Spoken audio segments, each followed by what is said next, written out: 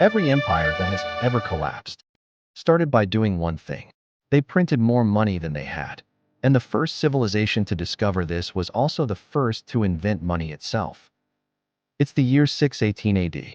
The Tang Dynasty is the most powerful civilization on Earth. Trade is booming. Silk, spices, porcelain, moving across thousands of miles of road, connecting cities that most of the world didn't even know existed. But there was a problem nobody had solved. Money was heavy. A single large transaction required merchants to carry thousands of copper coins, loaded onto horses, hauled across mountains, through bandits, through storms, through months of travel. A merchant trading in the east couldn't easily move his wealth to the west. Commerce was strangling itself under the weight of its own currency. So the Tang Dynasty did something no civilization had ever done before. They invented flying money. Merchants could deposit their coins at a government office, hand over the copper, receive a paper certificate in return. Light, portable, revolutionary. You'd arrive at your destination, present the paper, and collect your coins on the other side. No heavy sacks. No bandits stealing your life's savings on the road. For the first time in human history, a piece of paper was money.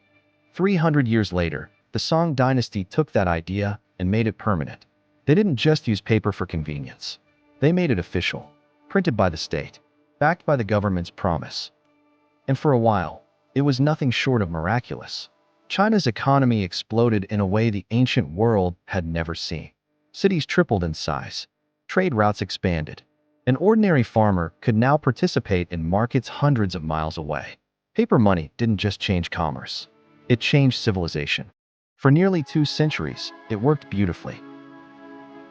Then came the Mongols. When Kublai Khan conquered China and founded the Yuan dynasty in the 1270s, he inherited something extraordinary.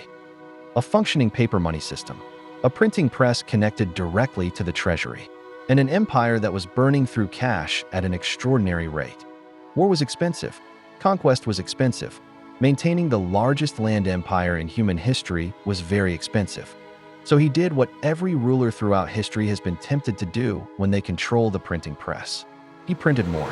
When that wasn't enough, he printed more again. Marco Polo visited China during this era and sent letters back to Europe that nobody believed. He wrote that the Khan could conjure wealth from mulberry bark, that slips of paper stamped with a royal seal were accepted everywhere, for silk, for horses, for entire estates. That merchants traveled thousands of miles trusting nothing but a piece of tree pulp authenticated by ink. Europe thought he was lying. But Polo was missing what the Chinese people already knew in their bones. When there is more money chasing the same amount of goods, the money becomes worth less. Not overnight, not dramatically at first, just slowly, quietly, the way a fire burns through a house before anyone smells the smoke. What bought a sack of rice one year barely bought half a sack the next. Merchants started pricing goods higher to protect themselves. Farmers demanded more paper for the same harvest.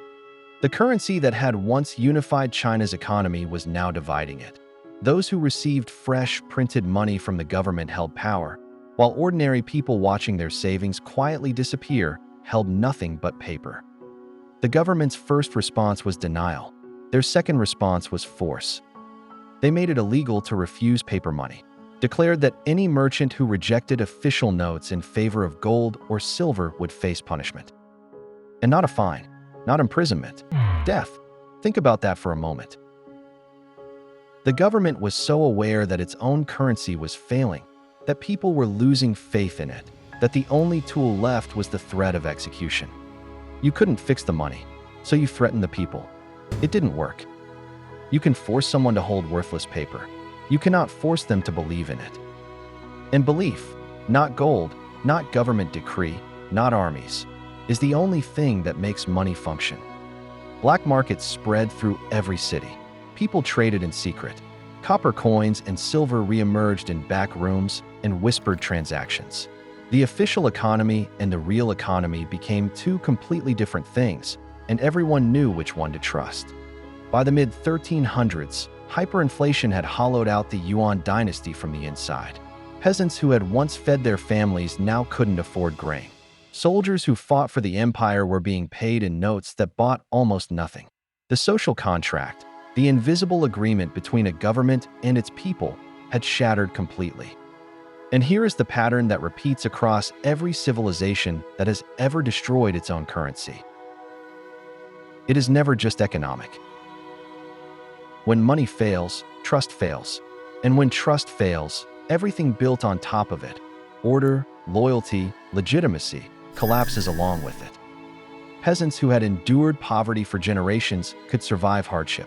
What they could not survive was the feeling that they had been betrayed, that the paper they'd been told to trust, the paper they'd been threatened into accepting, was worthless all along. Rebellions broke out across China, not in one place. Everywhere, simultaneously, like a body rejecting a poison it had finally had enough of. The Yuan dynasty, which had seemed untouchable just decades before, crumbled in less than a generation. In 1368, it fell. The Ming dynasty rose from the wreckage with a clear-eyed understanding of what had destroyed their predecessors. They had watched hyperinflation tear apart an empire. They had seen what happens when a government prints its way out of every problem. So they swore off paper money entirely. For a time, they returned to copper and silver. Hard money. Money that couldn't be conjured from nothing. Money that required actual mining, actual labor, actual scarcity. They lasted about 50 years before they started printing again. That's the part of the story that people never talk about. It's not just that China invented paper money and suffered for it. It's that they kept doing it. Dynasty after dynasty. Century after century.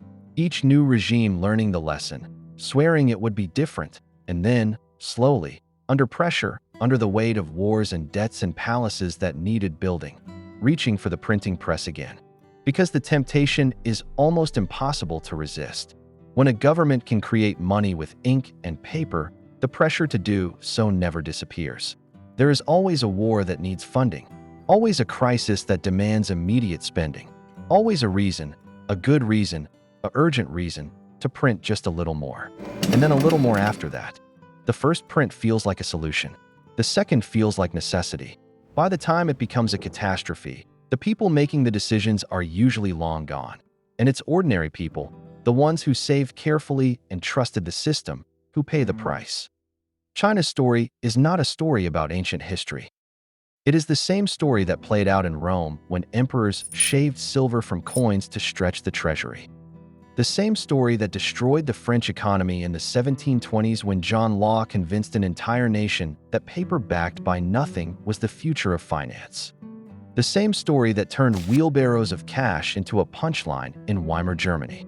The same story Venezuela lived through just years ago, when a currency that people had trusted their entire lives became so worthless it was weighed rather than counted. The technology changes. The dynasty changes. The century changes. The mistake never does. Because the lesson of paper money, the lesson China tried to teach the world over 1,000 years ago, is not about economics. It's about something far more fragile. Money is not what it's made of. Money is not the gold in a vault or the copper in a coin or the ink on a piece of mulberry bark. Money is the belief that it will be worth something tomorrow. The moment that belief breaks, no law, no army, no empire can put it back together.